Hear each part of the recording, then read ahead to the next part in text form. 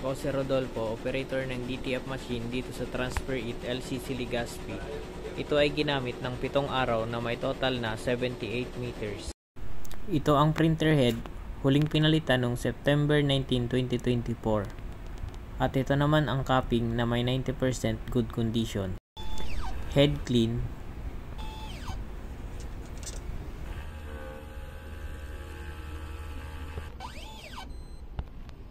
Punasan ang wiper pagkatapos mag-head clean.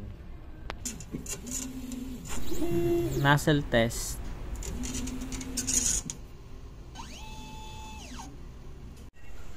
Ang ink system label namin ay tama lang. Ang damper ay pinalitan noong September 19, 2024. Ang waste tank ay nilinis ng isang araw.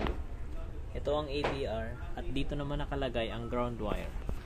Dito nakalagay ang stock ng unused ink, in-use ink, DTF film, at DTF powder. Consumable withdrawal record, weekly physical inventory, daily output. Ito naman ang daily checklist.